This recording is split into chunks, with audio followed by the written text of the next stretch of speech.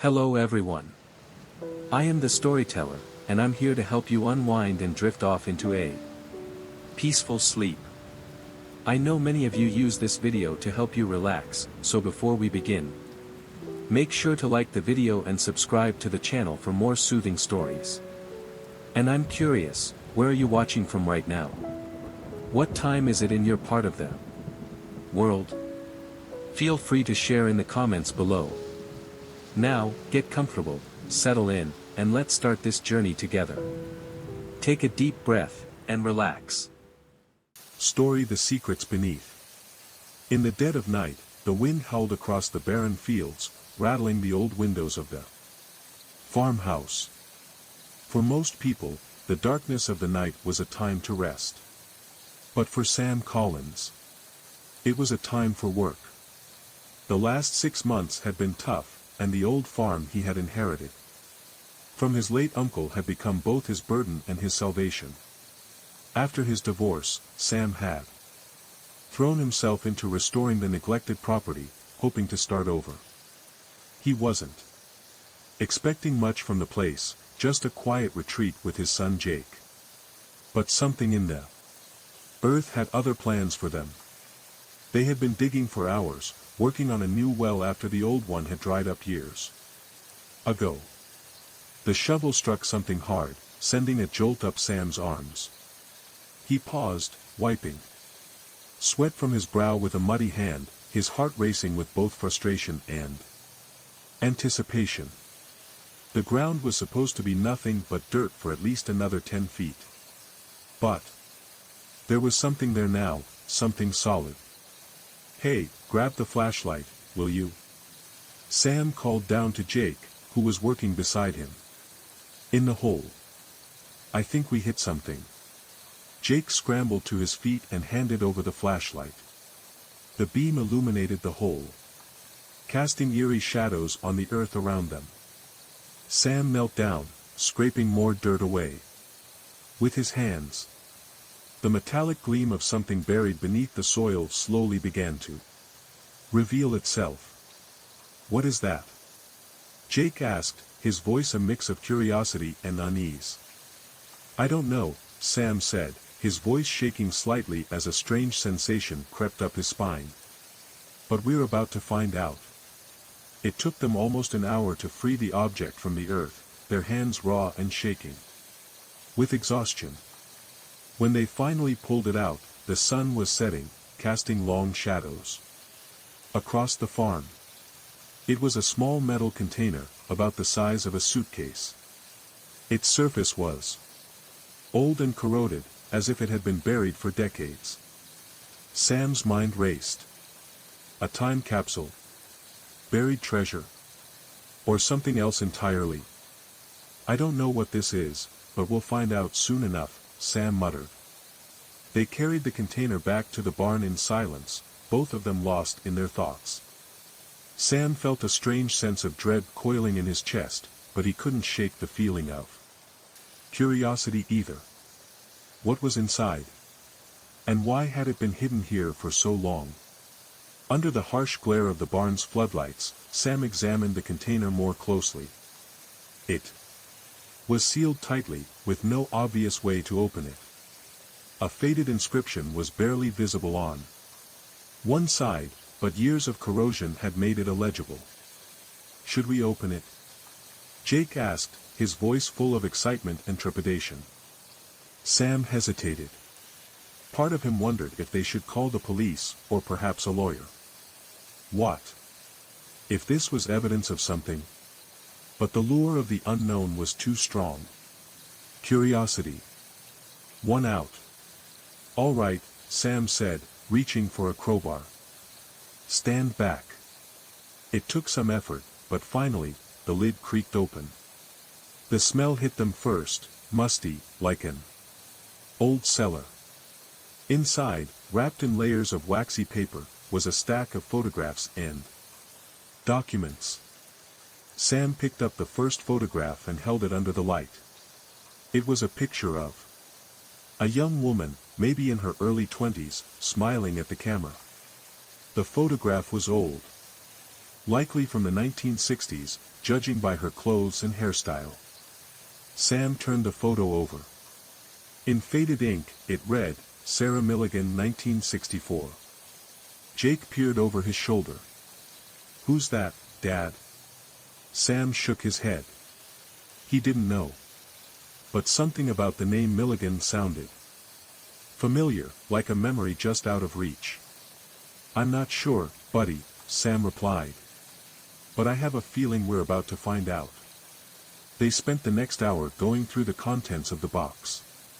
There were more photographs, all of the same young woman, Sarah Milligan, in various locations around the farm. There were also letters, newspaper clippings, and a small leather-bound journal.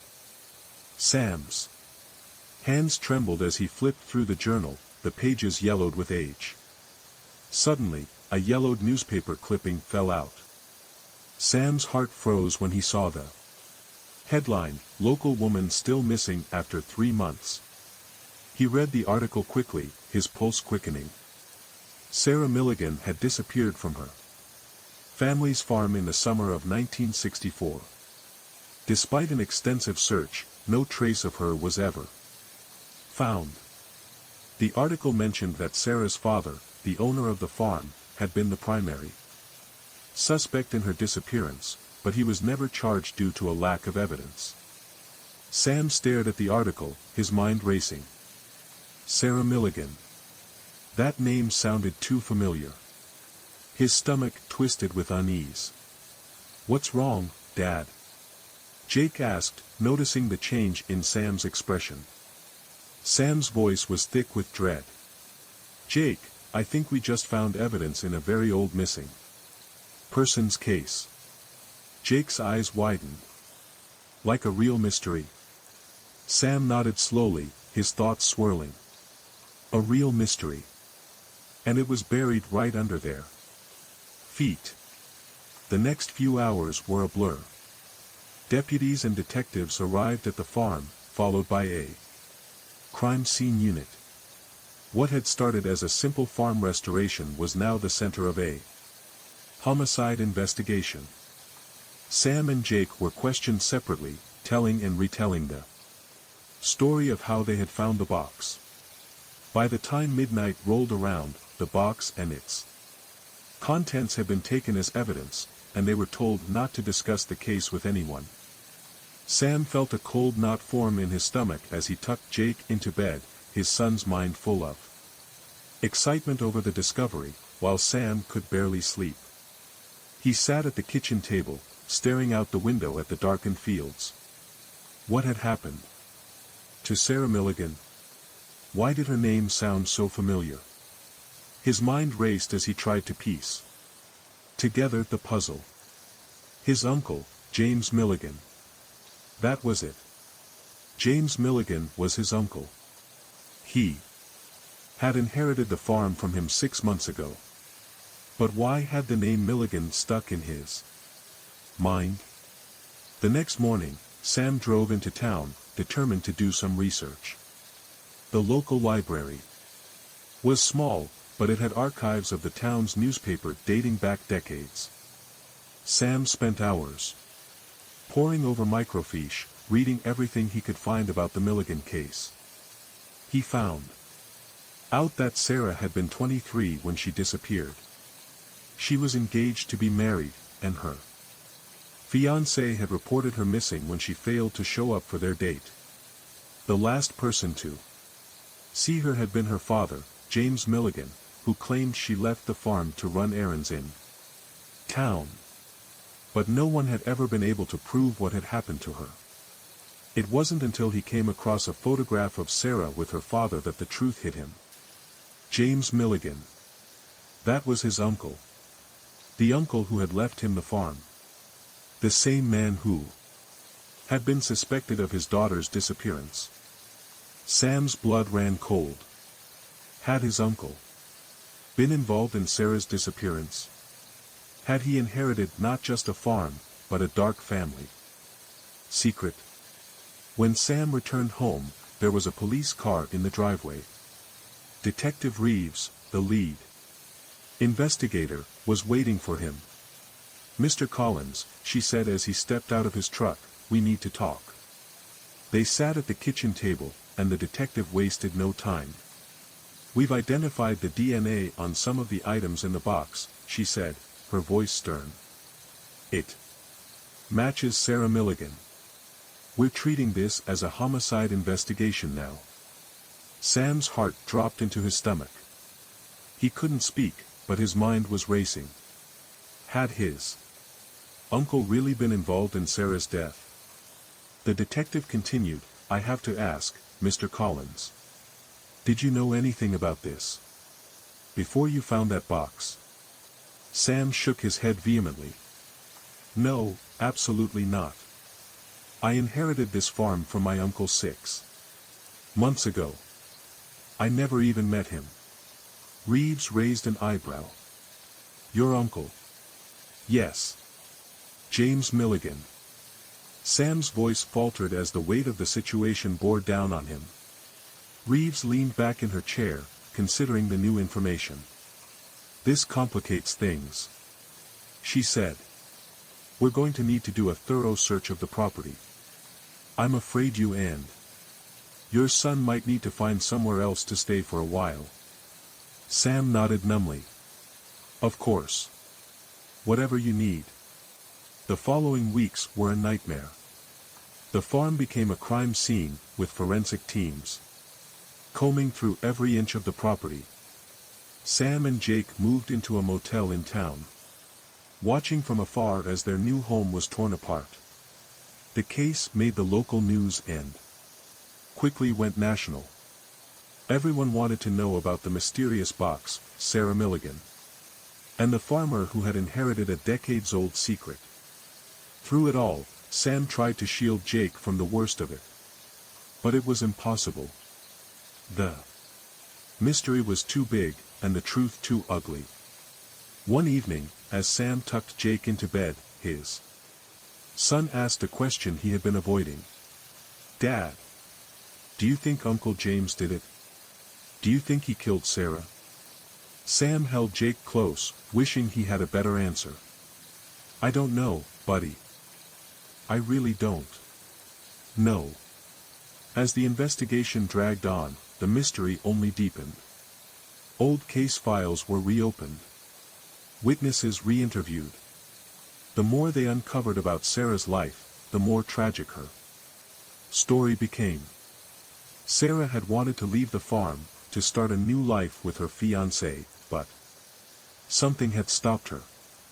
What had happened on that summer night in 1964? And had her father been involved? Sam didn't have the answers. But he knew one thing for sure, the truth about his family's past was buried deep, and it was only a matter of time before it all came to light. The days bled into one another as Sam Collins and his son, Jake, watched their quiet world unravel before them. Their once simple life, filled with the hard work of farm restoration and the hopes of starting anew, had become a whirlwind of police officers, reporters, and investigators combing through the land they had once thought would bring them peace. Every day, Sam hoped that maybe, just maybe, the truth about his uncle, James Milligan, would remain buried. But deep down, he knew that the past was never so easily forgotten, especially when it was tied to something as dark as murder. Weeks had passed since Detective Reeves had told Sam they would need to vacate their property. They were living in a small motel just outside town, a sterile, anonymous place, where the smell of bleach never seemed to dissipate, and the hum of fluorescent lights never stopped. Sam didn't mind. He didn't care about comfort anymore. All he cared about was the gnawing suspicion at the back of his mind that the farm wasn't just a place of memories, it was a place of horror. It was where a young woman had vanished, never to be seen again. And now, the secret of what had happened to Sarah Milligan had found its way to the surface. The investigation seemed endless.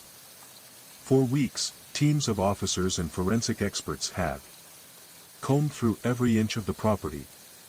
They dug through the fields, checked the barn, and even examined the well where Sam and Jake had made their fateful discovery.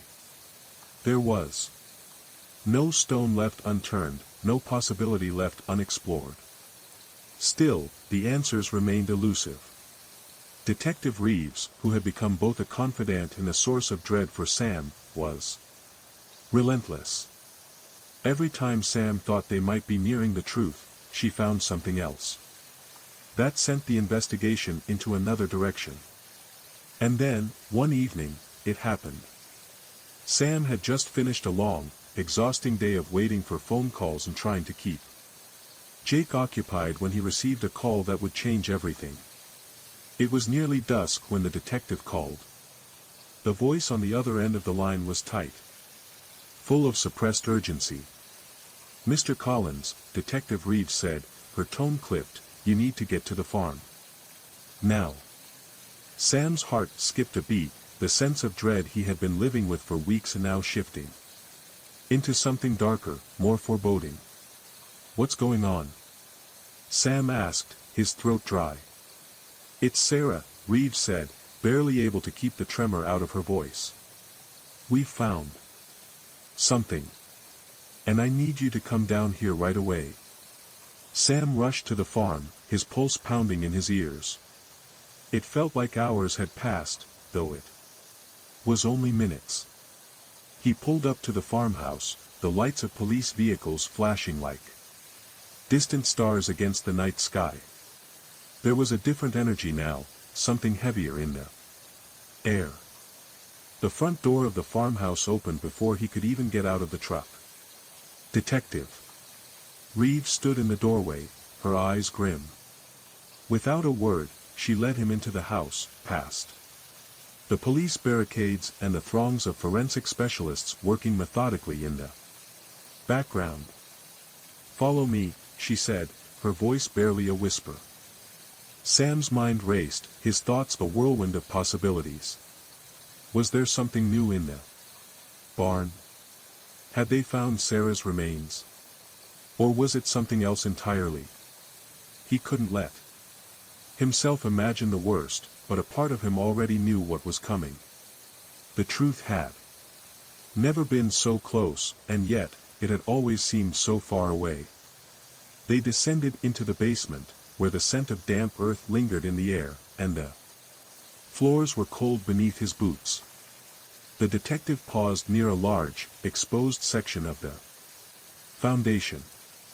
A team of officers had gathered around a small, hand-dug hole in the dirt floor. "This was found about 10 feet from where you and your son discovered the box, Detective," Reeves said quietly. She knelt beside the hole, motioning for Sam to look inside. Sam's stomach twisted as he peered into the small pit. At first, he didn't see anything. But as his eyes adjusted to the darkness, he realized the outline of something that didn't belong. It was a small, weathered trunk, similar in size to the box they had uncovered weeks earlier. Its surface was scratched, its wood cracked and aged, but it was unmistakable. It was another container, hidden beneath the floorboards of the farmhouse for decades. Sam's breath caught in his throat. His mind reeled with questions. Had Sarah's body been hidden here? Was this where it all began? "What is this?" Sam's voice was hoarse, barely a whisper. The words felt like they were stuck in his throat. Detective Reeves didn't answer immediately. She stood up, stepping back as her team carefully worked to free the trunk from its burial. "It's more evidence," she said finally, her eyes flicking to Sam's. "We think it's linked to Sarah. But we need to open it." The trunk was freed, and they carried it to the table in the farmhouse's kitchen, where Sam and Jake had spent so many quiet meals. Now, the kitchen was full of police officers, their eyes darting over the trunk with careful attention, their faces set in grim determination. Sam stood at the back, his body tense, his hands shaking. He wanted to look away, but he couldn't. The trunk was too important. It held the answers to questions he hadn't even known. He needed to ask. Reeves gave a signal to one of the officers, who pulled out a crowbar and slowly pried open the trunk. The lid creaked as it lifted, and the first thing Sam noticed was the smell. It was the same musty scent that had greeted them when they opened the first box, the smell of something long forgotten, of time itself. Inside the trunk, wrapped in layers of tattered cloth, was something that made Sam's stomach turn. At first, he thought it was a bundle of old clothing, but as they pulled it apart, his heart stopped. It was a body. A skeleton, its bones bleached white by years of neglect. The clothes it wore were old, faded, and clearly from the 1960s. A woman's body. The long-forgotten remains of Sarah Milligan. Tears stung Sam's eyes, his chest tightening as the weight of the discovery crushed him. 4 years, Sarah had been nothing more than a missing person, a mystery. Now, her secrets were exposed, her death no longer just a story. She had been buried here, in the very place Sam had come to call home. His mind reeled with questions. How had his uncle been involved? Was James Milligan responsible for his daughter's death? Or was there something else lurking in the shadows of the family's history? Detective Reeves turned to him, her face grim. We'll need to perform a full investigation, Mr. Collins. But I think we've found the final piece of the puzzle. Sam felt his legs go weak. It was all too much. He had inherited a farm. But what he had truly inherited was a legacy of death, secrets, and a dark past that would haunt him forever. The next few days were a blur. The police had sealed the farmhouse as a crime scene, and forensics worked around the clock to examine every piece of evidence. As much as Sam wanted to help, he was consumed with his own thoughts. How had his uncle been involved? What role had James Milligan played in Sarah's death? It wasn't until later that week that the truth began to emerge. Through interviews with witnesses and old case files, the detectives uncovered something chilling. Sarah Milligan had been in love with a man outside the farm, someone her father disapproved of. James Milligan, fiercely protective of his daughter and the family farm, had done everything he could to keep her from leaving. It was believed that, in a fit of rage, James had killed Sarah in a confrontation, hiding her body beneath the farmhouse in an attempt to erase any trace of his crime. But Sam couldn't reconcile this with the man he had known. The uncle he had inherited the farm from had seemed kind and distant, a quiet man who had always kept to himself. Could he really have been capable of such violence? In the end, it didn't matter. The truth had come to light, and the weight of it was more than Sam could bear. His inheritance, his new beginning, had turned out to be a curse. But perhaps, in some way, the truth had set him free. No longer would the past haunt him in silence. And as Sam looked out over the fields, the place where Sarah Milligan had once dreamed of escaping, he understood something important. Some secrets, no matter how deeply buried, would always find a way to surface. And when they did, they would change everything. The days that followed the discovery of Sarah Milligan's remains were the darkest Sam Collins had ever experienced. The town, once a quiet, sleepy place, had become a hub of activity, police, reporters, and curious onlookers flooding in from every direction. Sam had gone from being a man struggling to rebuild his life to the center of a chilling, historical mystery that had taken over his farm, his family's legacy, and his future. Even as police continued to comb through the farmhouse and the property, Sam couldn't escape the gnawing questions that lingered in his mind. His uncle, James Milligan, the man who had passed the farm down to him, had been implicated in the death of his daughter. But why?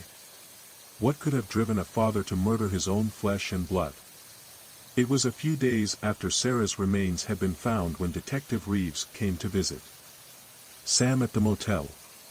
Her face was stern as usual, but there was a weariness in her eyes. Sam had learned to respect the detective over the course of the investigation, but today, he felt something else in her presence, a quiet unease. "Mr. Collins," she began, her voice calm but carrying the weight of too many sleepless nights. "I wanted to speak with you in person about the latest findings." Sam sat up straighter on the bed, his mind racing. "What's new?" he asked, though he already had a sinking feeling he wouldn't like the answer. Reeves handed him a folder thick with papers. "We've done a more thorough search of your uncle's old office, the one you mentioned in your records. We found some things that you might want to know about." Sam took the folder, feeling a cold weight settle in his chest as he flipped it open. The first page was an old letter, handwritten, dated in the early 1960s. June 12, 1964. "James, I can't keep doing this. I love Sarah. I can't believe I have to choose between her and you. You've ruined everything for me. And I know you will try to keep us apart forever. I know you won't let me leave the farm. I want out. I want out of here, and I want to be with her. If you try to stop me again, I swear I'll." Sarah. The letter was hastily written, its conclusion trailing off as if the writer had been interrupted. Sam felt a sudden rush of dizziness as he looked at the faded paper in his hands. This letter, seemingly a cry for help from Sarah, was a damning piece of evidence, but it didn't explain everything. "What did you find in the rest of the office?" Sam asked, his voice strained. Reeves didn't answer immediately. She took a deep breath before continuing. "In addition to the letter, we found several of James Milligan's journals. He wrote extensively in them, often about his relationship with Sarah, more specifically, how he felt about her relationship with a man named Charles Montgomery. We've spoken to some old locals, and it turns out that Charles was someone Sarah had been seeing secretly, someone she planned to run away with. We believe James found out about them and felt threatened, both by Charles and by the idea of losing control of Sarah." Sam's throat tightened. "So, you're saying he killed her because she wanted to leave the farm?" Reeves nodded gravely. "It seems that way. We believe there was a confrontation, one that escalated. James Milligan may have been drunk that night. The letter suggests he knew his daughter was planning to leave, but he didn't think she would actually do it. When she confronted him, he lost control." Sam dropped the letter onto the table, his hands trembling. The man who had raised him, who had left him this farm as his inheritance, had been a monster. He couldn't wrap his mind around it. But why hide her body? Why bury her here? "That's the part we're still working through," Reeves said. "We believe James didn't want anyone to find out, especially not the townsfolk. The Milligan name was everything to him. And the thought of losing it, of his daughter shaming him by running away, was something he couldn't bear. So, he buried her here. In his own home." The days that followed were a blur of interviews, police procedures, and the slow, painful process of piecing together the tragic story of Sarah Milligan's life and death. Detective Reeves kept Sam informed as they uncovered more and more about his uncle's violent actions. James had tried to erase all traces of his crime, burning papers, destroying evidence, and even using his influence to keep people quiet. But secrets, as they often do, had a way of coming to light, no matter how deeply buried. Sam had hoped that knowing the truth would bring him some peace, but instead, it left him feeling hollow, as though the ground beneath his feet had crumbled away. The farm that had been a symbol of new beginnings now felt like a graveyard, its fields and barns tainted by the blood of the past. Jake, his son, was struggling too. At first, he had been fascinated by the mystery, eager to be a part of solving it. But now, as the reality of Sarah's death became clearer, his youthful excitement gave way to confusion and fear. "Dad," Jake said one evening, his voice tentative as he sat on the edge of the motel bed. "What if Uncle James didn't do it? What if he was just trying to protect her?" Sam shook his head slowly, his heart breaking for his son. "I don't know, Bud," he said softly, his voice distant. "But we know the truth now. And we have to live with it." It was nearly a month later, after the investigation had reached its conclusion, that Sam finally found himself standing alone in the fields behind the farmhouse. The sun had set, casting long shadows across the land, and the wind carried the scent of the earth, old and fresh at the same time. His uncle's actions, though terrible, were a part of the land now. They couldn't be erased, no matter how much Sam wished they could be. He had inherited more than just a piece of property. He had inherited a history, a darkness that ran through the soil beneath his feet. But Sam wasn't ready to let that define him. As he stood there, the weight of the past pressing down on him, a sense of resolve began to take root in his chest. He had been given a second chance, a chance to build something new.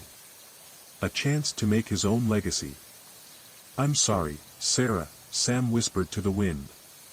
"I didn't know. I didn't understand. But I'll make sure your story is told. I'll make sure it's never forgotten." The farm was still theirs, Sam and Jake's. Though the past had left its mark, the future was theirs to shape.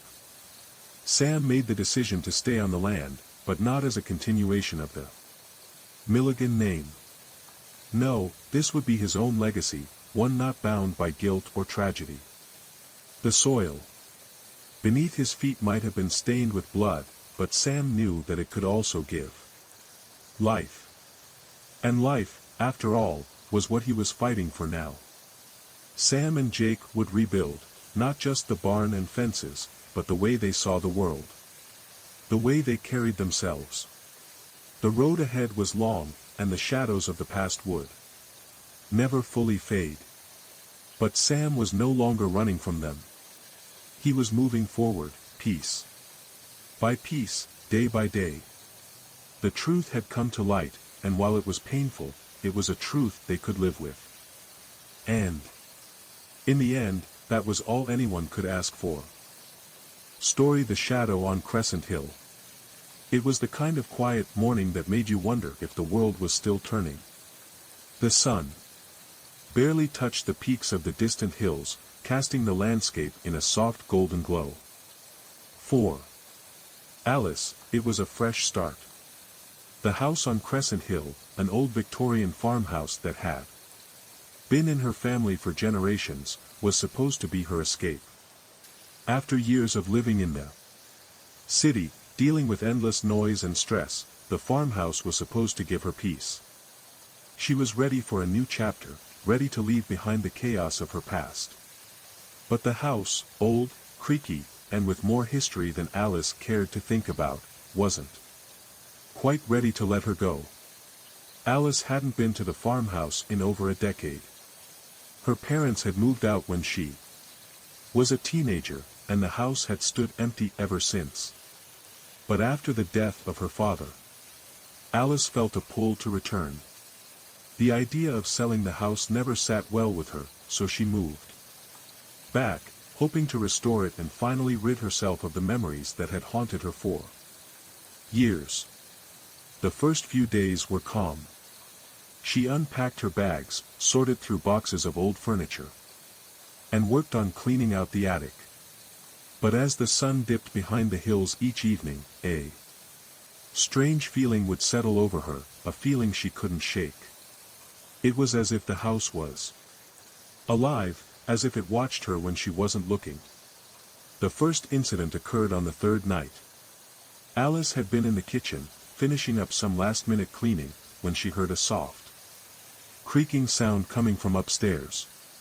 It wasn't unusual, old houses creaked all the time. But this sound was different.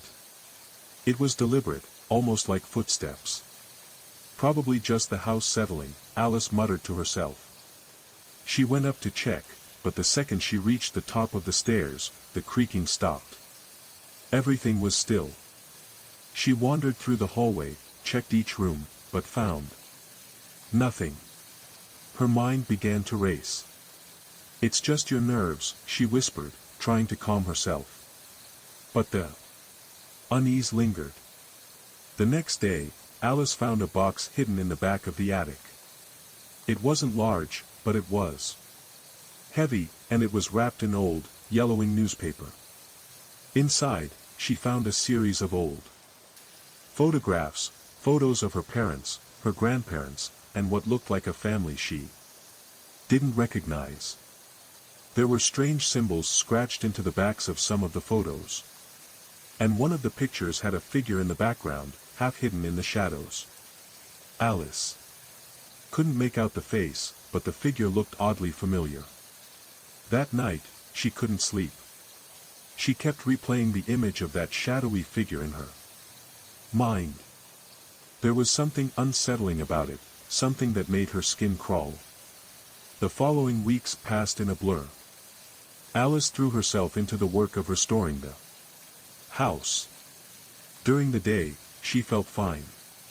But at night, the house became something else. Every creak, every rustle of the wind outside felt amplified. She began to feel like she was being watched, like someone, or something, was always just out of sight. One evening, after a particularly long day of work, Alice decided to take a walk down the hill to clear her mind. As she walked along the old dirt path, her thoughts wandered to the strange box in the attic. The faces in the photographs, the eerie symbols, nothing made sense. Her father had never mentioned any of this. As she reached the bottom of the hill, she paused. Something caught her eye in the distance. At the edge of the woods that bordered her property, she saw a figure standing motionless. It was too far away for her to make out any details, but it was watching her. She could feel its gaze on her, cold and unnerving. Alice's heart pounded in her chest. She took a step forward, trying to get a better look, but the figure vanished. She blinked, but there was no sign of it. She called out, but her voice echoed only in the stillness. She couldn't shake the feeling that the house, and the land it sat on, held more secrets than she was prepared to uncover. The next morning, Alice woke to the sound of a knock at the door. She wasn't expecting anyone, but when she opened it, she found a man standing on her doorstep. He was tall, with dark, disheveled hair and a long coat. His eyes were intense, as though he were studying her every move. "Can I help you?" Alice asked, trying to hide her unease. The man didn't smile. "I'm looking for someone," he said in a low voice. "Someone from your family." "I'm Alice," she replied, still unsure whether she should invite him inside. He nodded but didn't explain further. "Your family has been living here for generations, right?" Alice nodded, narrowing her eyes. "What do you want with them?" The man hesitated. "There's something you need to know about the land your family owns. Something dangerous." Alice's pulse quickened. "What are you talking about?" "The land has a history," he continued, his voice almost a whisper. "Your father was involved. In something that should never have been disturbed. It's better if you leave this place. Alice felt a chill run down her spine. She wasn't one to believe in superstitions or strange tales, but there was something in his eyes, a desperation, that made her hesitate. Who are you? The man's expression darkened. I'm someone who knows what's buried beneath this hill. And you won't be able to rest until you uncover the truth. Before Alice could respond, he turned and walked away, disappearing down the path into the woods. She stood there for a moment, frozen in place, trying to make sense of what had just happened. Over the next few days, Alice couldn't stop thinking about the strange man's words. Something dangerous. What had her father been involved in? She had always thought of her family as simple folk, hardworking and honest. The idea that they could be involved in something sinister seemed impossible. But curiosity gnawed at her. She decided to start digging, literally. Alice spent the next few days researching the history of the land, poring over old records and family journals she found in the attic.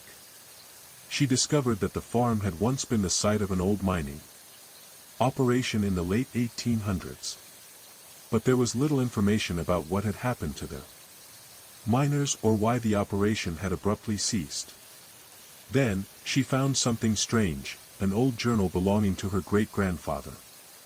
In it, he described an encounter with a group of people who were interested in the land. They had left, he wrote, but not before warning him that something was buried beneath the ground. Something powerful. Alice was on edge. There was a pressure building inside her, an overwhelming need to uncover the truth. She decided to start digging in the backyard, near the old stone well. It wasn't long before her shovel hit something hard. What Alice unearthed that night would change everything. It was an old, rusted box, buried deep beneath the earth.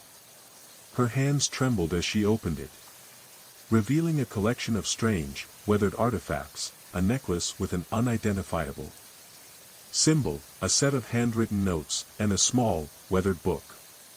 The pages were faded, but she could still make out some words: rituals, sacrifice, power.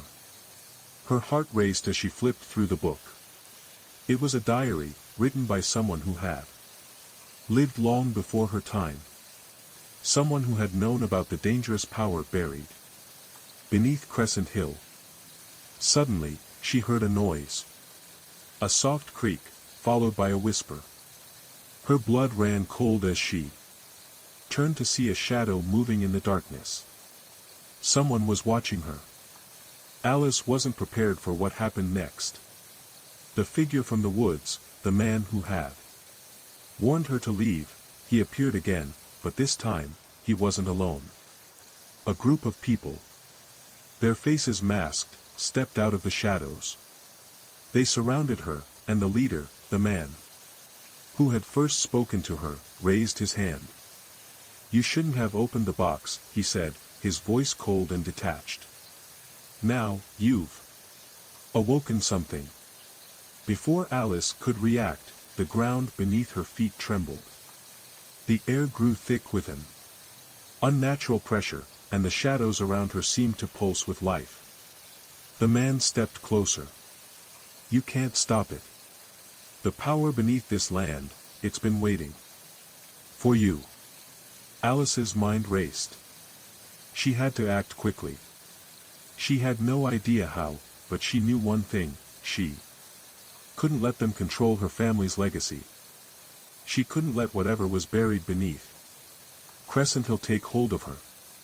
In a moment of desperation, she grabbed the book and the necklace, holding them tightly. She didn't know if they had any power, but she had to try. With everything she had, Alice shouted out an incantation from the book. The ground shook violently. The shadows retreated. The figure's eyes widened in fear. Alice didn't stop. She pressed on, repeating the incantation until the earth beneath her cracked open, releasing a burst of light. When the dust settled, the man and his followers were gone. The air was still. The land, once again, seemed peaceful.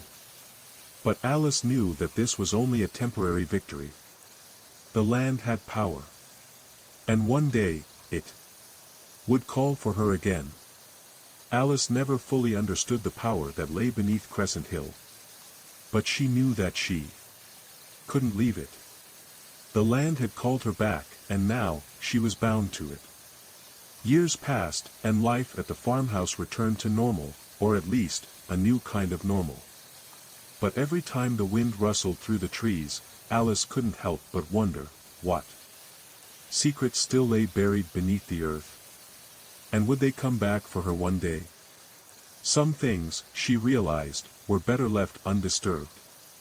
But the land had its own plans, and Alice was part of them now, whether she liked it or not.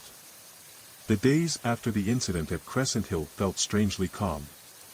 Alice kept herself busy, restoring the farmhouse, planting flowers around the garden, and even considering opening the property to visitors as a bed and breakfast. There was a sense of normality creeping back into her life, but she couldn't shake the feeling that something was always watching her. It was subtle, but there, like a distant presence just beyond her awareness, lingering in the corners of her mind. One morning, as Alice stepped out onto the porch to fetch the mail, she noticed something unusual in the yard. A small pile of dirt had been disturbed near the edge of the garden, where she'd last unearthed the box. It didn't seem like it was recent, the earth had settled, and the disturbed soil was already showing signs of being washed away by the rain. But the memory of the previous encounter flooded her mind, the warning that the land would call again. She bent down, brushing the dirt aside. There was nothing visible at first, but then her hand brushed something hard. A stone, smooth and round, half buried in the dirt. She picked it up, inspecting it closely. It wasn't a rock, it was a small, intricately carved figure, shaped like a woman, her face obscured by a veil. The craftsmanship was unmistakable, it resembled the symbol she had found in the box in the attic, a sign of some kind of ancient ritual. Alice froze, her blood running cold. It was happening again. Days turned into weeks, but Alice couldn't shake the unease that gripped her. She spent hours in the old library, reading every book she could find about the history of Crescent Hill, trying to piece together the puzzle of what was buried beneath the ground. But the more she learned, the more she realized that no matter how much she uncovered, the answers seemed to slip further away, like water running through her fingers. One afternoon, as she sat by the fireplace reading, there was a knock at the door. Her heart skipped a beat. It had been weeks since the man had first visited her. Surely, this wasn't him. Again. When she opened the door, she saw a familiar face, a face that made her stomach twist with recognition. The man from before. He was standing on the threshold, his eyes still sharp with that unnerving intensity. His face was gaunt, and his eyes were hollow, as though he hadn't slept in days. But there was something new in his expression, something desperate, as if he had been waiting for this moment. "You have to leave," he said, his voice low and urgent. Alice stepped back, closing the door halfway. "What do you mean?"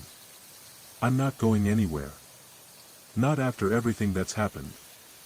"You don't understand," he pleaded. "It's not over. The power beneath this hill, it's stirring again. And if you don't leave now, it will consume you too." Alice's heart raced. "What are you talking about?" He glanced nervously over his shoulder, as if checking for someone, or something, before speaking in a hushed voice. "There are others. People who've been searching for you. They want the power. They want to control it. Alice felt a chill crawl up her spine. What power? The man's eyes flickered toward the woods behind her house. The land, it's cursed. And whoever controls it controls everything, life, death, fate. Your family has guarded it for generations, but they've never understood the full extent of what lies beneath. I don't care about power, Alice said, her voice steady but her mind racing. I just want peace. You can't have peace here, he said, a deep sadness in his voice. Not anymore. Alice's mind swirled with questions. Why had her family been entrusted with this land? Why her? And what was so dangerous about the power buried beneath Crescent Hill? I know you're scared, the man continued, but you don't have much time. The others are getting closer. And they will stop at nothing to take what's buried here. That night, after the man left, Alice couldn't sleep. His words kept echoing in her mind. The others. Who were they? And what did they want with the land? There was only one way to find out. She had to confront the truth, once and for all. She returned to the backyard, where she had unearthed the strange carved figure. There was something in the air that night, something heavier than the usual cool breeze. The moon was full, casting eerie shadows across the fields. Alice stood there, staring at the spot where she had buried the stone, her breath shallow and quick. Without thinking, she knelt down and began to dig. The soil came away easily, as though it had been waiting for her. After a few minutes of frantic digging, she uncovered another box, smaller than the first, but just as old. Her hands trembled as she opened it. Inside, she found more artifacts, more photographs of people she didn't recognize, and a collection of strange symbols etched into the surface of a piece of parchment. One symbol, in particular, stood out. It was identical to the one on the figure she had found earlier. Suddenly, a sharp noise broke the silence of the night, footsteps, approaching from behind her. Alice whipped around, her heart pounding in her chest. It was him. The man who had warned her to leave. But this time, he wasn't alone. The figure behind the man was tall, cloaked in shadow. As he stepped into the moonlight, Alice could see his face, a gaunt, hollow expression, as though he had been living on the fringes of life itself for far too long. His eyes gleamed with a hunger she couldn't understand. "They're here," the man said, his voice shaking. "They're already here." The tall figure stepped forward, his hand outstretched. "Give us the box, Alice. It's not yours to keep." Alice's grip tightened around the box. "No. I won't let you have it." The tall man smiled, a thin, cruel smile. "You don't have a choice." Before Alice could react, the earth beneath her feet trembled. The ground cracked open, and a deep, guttural sound echoed from below. The box in Alice's hands shook violently.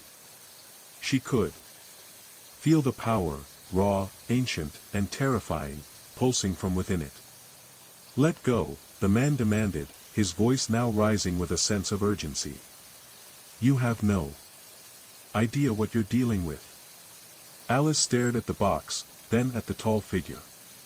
She wasn't sure what was happening, but she knew one thing: if she gave them what they wanted, she might never be able to escape. The power beneath Crescent Hill had been awakened, and with it, something ancient and dangerous had come back to life.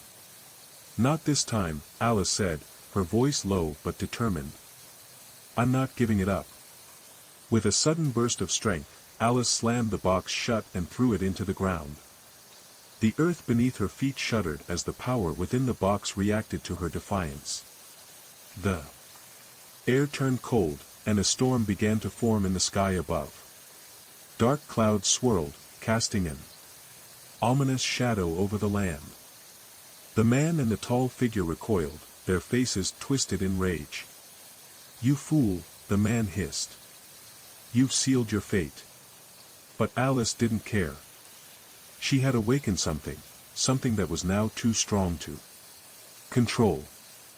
As the storm raged around her, she knew one thing for sure: Crescent Hill would never let her go. And the battle for its secrets had only just begun. The storm above Crescent Hill raged like a living entity, twisting and thrashing in the midnight sky.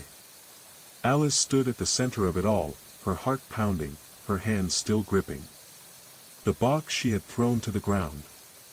The earth trembled beneath her feet, as though the very land was awakening after a long slumber. The clouds churned above, thick and black, swirling in unnatural patterns. The man, the one who had tried to warn her, stepped back, his eyes wide with fear. "You've done it now," he whispered, his voice trembling.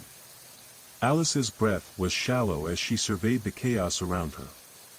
The power from the box was growing, pulsing through the ground like an insatiable heartbeat. The trees swayed violently, their branches snapping like brittle twigs. The ground cracked open again, but this time, something more than just the earth was exposed. Dark, twisted roots shot up from the depths, their forms like skeletal fingers reaching for the sky. Behind Alice, the tall figure loomed, his face a mask of fury and frustration. "You've unleashed it," he spat. "The land was never meant to be disturbed. And now it will consume you." Alice felt her chest tighten, a cold dread creeping up her spine. The air around her felt charged, almost electric. She didn't know how much longer she could stay on her feet as the storm intensified, as if the very elements were conspiring against her.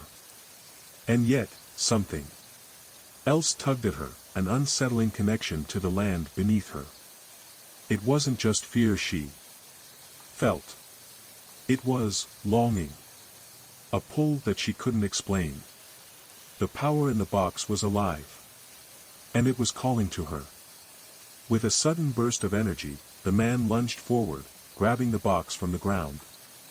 His fingers wrapped around it, but he faltered as if the box itself rejected him. A scream tore from his throat, but it wasn't a cry of pain, it was more like an animal's desperate cry for survival. He let go of the box, stumbling backward as the storm grew even more violent. "No!" he cried out, his voice barely audible over the howling wind. "You don't understand. You can't control it." Alice's legs shook beneath her, but she stood her ground. "Then tell me what it is. Tell me. What's happening?" she shouted, her voice fighting to rise above the chaos. The man's eyes glowed with a feverish intensity. He stumbled, his gaze never leaving the box. "The land, it's a prison," he said, his voice hoarse. "It holds something ancient. Something that should have stayed buried. But now you've opened the door. And it's awake." Alice's heart sank as the pieces of the puzzle began to fit together. This wasn't just a story of power, of secrets buried deep in the earth.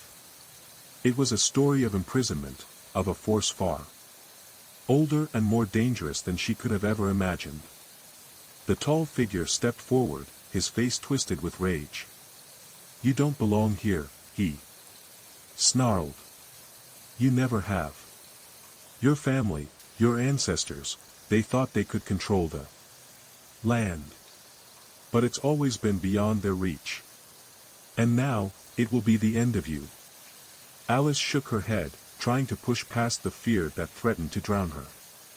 "I'm not going anywhere," she said, more to herself than to them.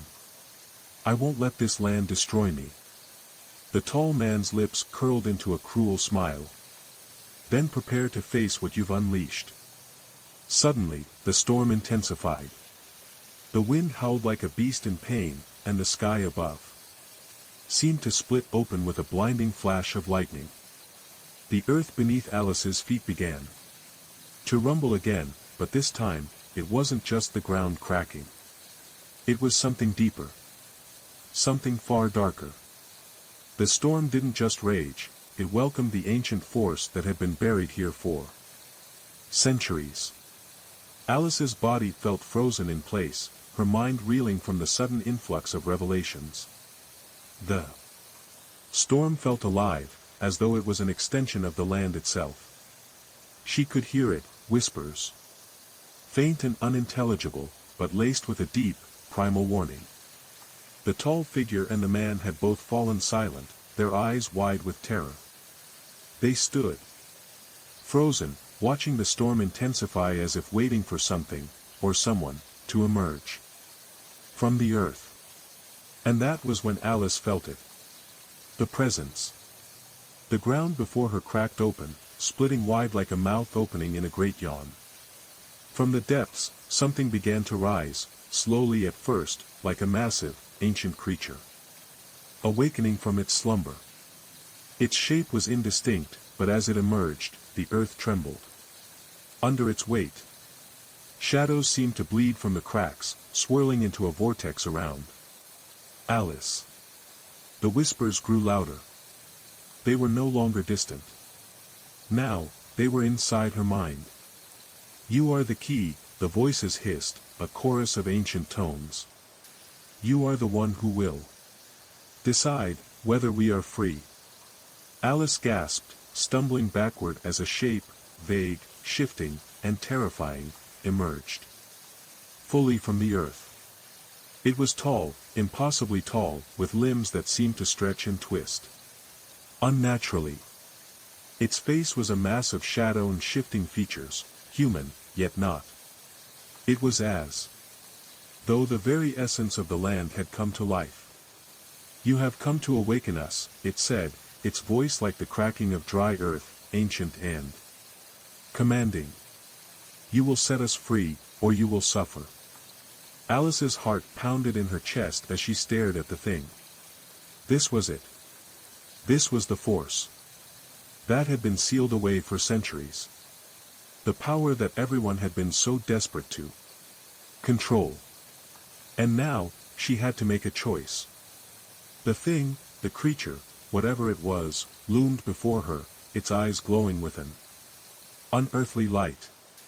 Alice could feel the power thrumming through the ground beneath her feet, crawling up her legs like tendrils of electricity. She was terrified, but there was a strange pull within her, an undeniable connection to the force that now stood before her. It spoke again, its voice low and commanding. "You have the power to bind us once more, or to release us to walk the earth again. What will you choose?" Her head spun as the weight of the decision pressed on her. If she bound the creature, the land would remain dormant, but so too would her family's legacy remain hidden, their ties to this place broken. If she released it, she risked everything, her life, the land, and the people she loved. But as Alice stood there, facing the unimaginable power of what had once been sealed beneath the earth, she realized one thing. This wasn't just a choice for her. It was a choice for everyone. The land didn't belong to the creature. It didn't belong to anyone. It was hers to protect. With trembling hands, Alice stepped forward, placing her palms flat against the cold ground. "I choose to protect this land," she whispered. "I will not let you free." The ground beneath her quaked, and for a moment, it seemed as though the entire world was about to tear apart. The creature screamed, its form twisting in agony, but Alice stood firm, her resolve unshakable. The storm began to dissipate, the winds dying down, the earth quieting beneath her. Slowly, the shadows that had risen from the cracks receded, dragging the creature back into the depths. The land groaned one final time, then fell still. Alice collapsed to her knees, exhausted and shaken. The man and the tall figure were gone. She was alone. The storm had passed. And Crescent Hill was safe, for now. Days passed, and the land of Crescent Hill began to heal. The soil felt richer, the air clearer. And the weight of the past seemed to lift, just slightly.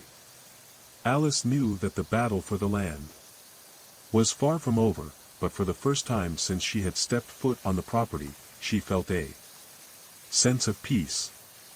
The box that had caused so much pain remained buried, hidden deep beneath the soil. Its power, still potent, but contained. Alice stood at the edge of the property one evening, gazing out over the fields.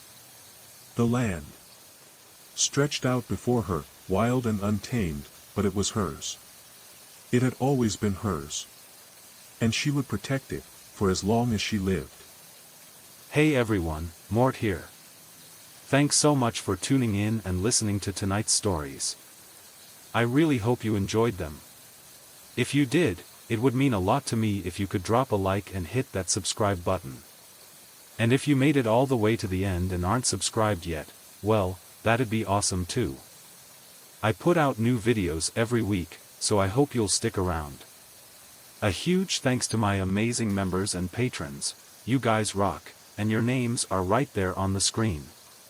If you like this video, I think you'll enjoy this one too, so why not give it a watch? Stay awesome, and I'll see you in the next one. Good night.